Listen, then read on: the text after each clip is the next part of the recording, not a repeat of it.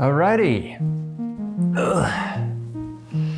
What's up, everybody? My name is Josh. Welcome back to the channel. Today we have a fun little video for everybody. We're talking a May and April reading wrap up. So, you ready for some juicy books? Me too. Okay, number one. Tagana by Guy Gavriel Kay. This book is really interesting. Guy Gavriel Kay, as I know it, was a student of Tolkien and helped Christopher Tolkien assemble the Silmarillion. So he's got a bit of a heavy-hitting kind of fantasy background, which is really interesting. But he don't write like Tolkien. He don't write like anybody, actually, which is really interesting because Kay's writing is both amazing and weird all at the same time. So he writes characters in a way that I don't think anybody else does, and his prose is absolutely gorgeous, which nobody else does. Like Pat Rothfuss, okay, the guy that we talk about as having amazing prose. Like the beauty of his prose is still not as beautiful as Guy Gavriel Kay's prose. Like, let me just give you an example here. All right, opening line of the prologue. Both moons were high, dimming the light of all but the brightest stars. The campfires burned on either side of the river, stretching away into the night. Quietly flowing, the Desa caught the moonlight, and the orange of the nearer fires cast them back in wavery, sinuous ripples. And all the lines of light led to his eyes, to where he was sitting on the riverbank, hands about his knees, thinking about dying and the life he'd lived.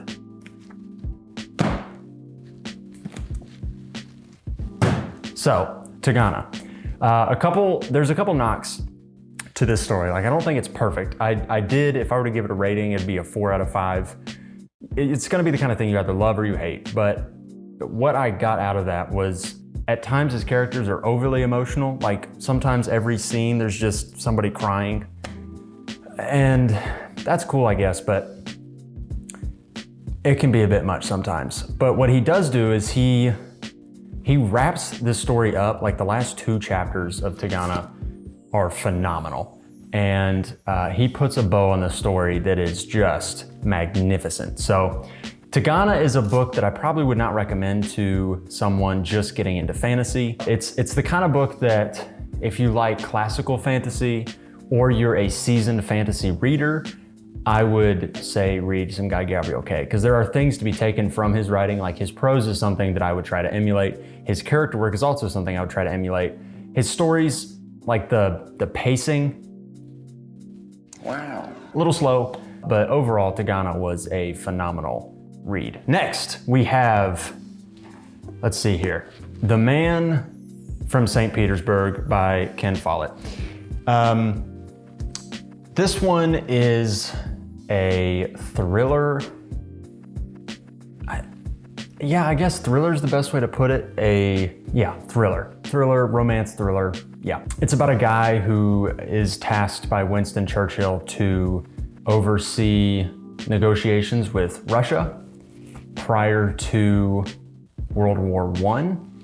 And it happens to be that the Russian that he is negotiating with is, there's somebody trying to assassinate him from Russia, an anarchist. So it's very tense. I think a tense narrative is probably the best way to put The Man from St. Petersburg. I've read a little bit of Ken Follett before. I think I've read To Lie Down with Lions, I think is what it's called.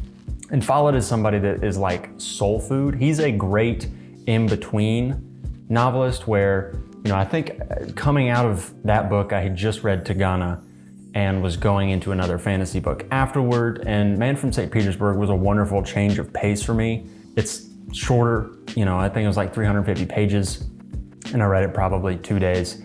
It is a page turner, and the ending is, it's unpredictable and it's very tense. And I think that Follett is somebody that, like, it just feels like soul food. Like, it's just an easy read that, I don't know that there's a ton of, like, this doesn't try to do anything fancy. And maybe that's one of the reasons why I liked it. Like, this book was a great narrative. Everything was set up in a very unpredictable yet sort of predictable way. Like if you're approaching it as a storyteller, the way he's doing things is there's nothing new, there's nothing fancy, there's nothing crazy in here. It's just, straight to the point, hard hitting, nothing frilly, nothing. It's like the antithesis of what Tagana was, honestly. It is quick, hits you right in the feels, and then gets you out of there. So, Man from St. Petersburg, really, really good stuff.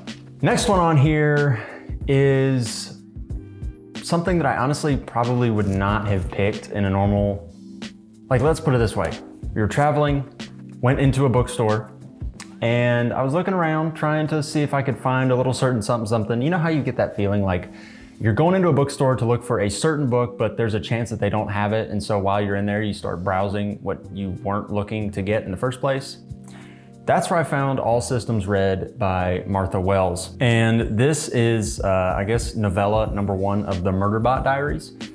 And I'd heard about Murderbot, and I have read a little bit about Murderbot, seen some reviews on YouTube, and I didn't know much about it, but I pretty much picked this up thinking this will be a quick day read, and it's a story that I've heard about and I'm interested in, but it's sci-fi. I'm not a huge sci-fi guy. It'll be fine. It'll be fine.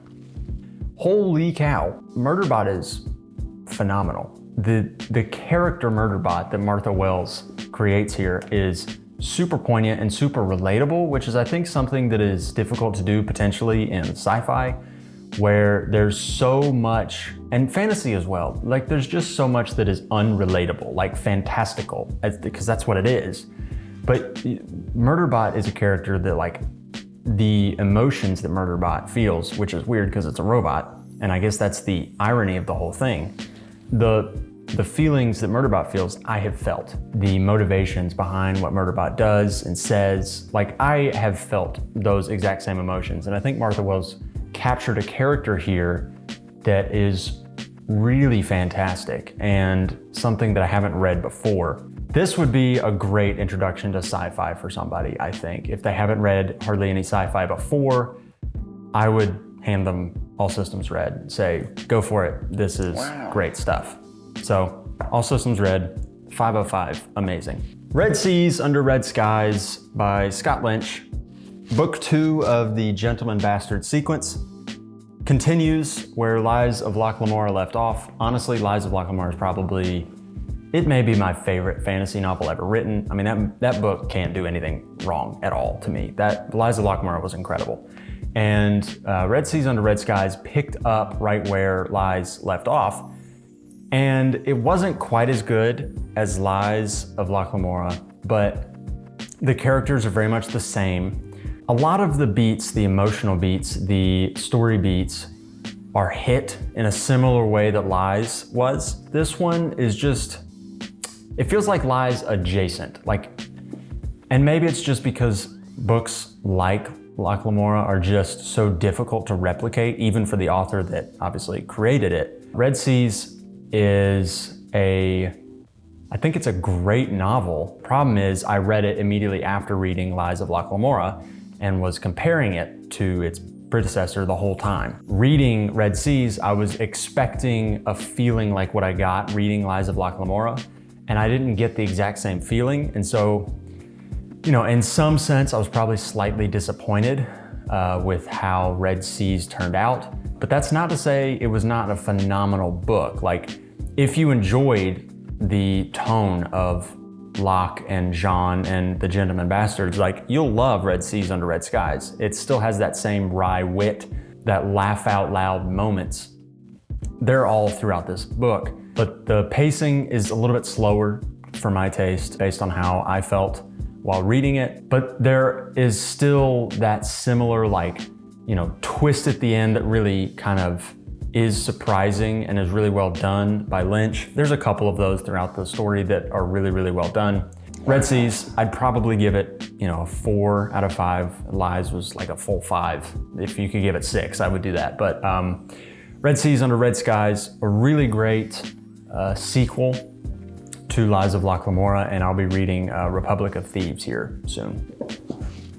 Okay, so finally, I have gone for it and jumped straight into John Gwynne, the Bloodsworn, I guess it'll be trilogy, but right now duet. So obviously started off with Shadow of the Gods. It's a book that I actually took a while to read. I got stuck in the middle a little bit and was reading some other things. So I got Shadow of the Gods soon after it came out. And I started it and was interested, but I had it on my Kindle and I don't know, I wasn't arrested by it per se. And that was a mistake on my part because Shadow of the Gods has a plot that is so well done, like amazingly well done, wrapped up in a perfect bow. It hits everything you want it to hit. There's surprises, it's heroic in the way that David Gemmell wrote heroic fantasy. The Norse through line throughout both of these, Hunger of the Gods and Shadow of the Gods, is phenomenal. It is written in such a believable, idiosyncratic way where even just like the way people think is distinctively not Western American thinking or even Western English thinking. Like it feels distinctly Norse in the way that they approach things. Like if you would imagine the movie Northman, where the end of that film, if you've seen it, you will recognize that like this is not an American ending to a film.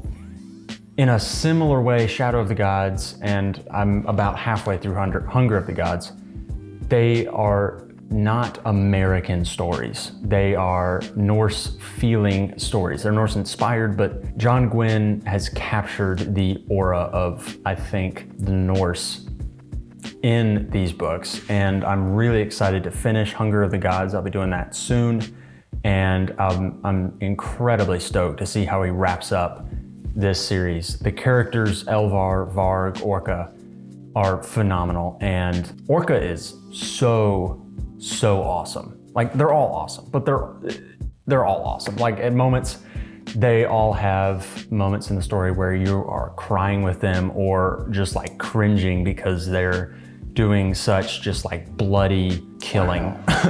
And you're cheering for it because Gwynne has created a world where the antagonists are somebody that you want to see die and burn in hell.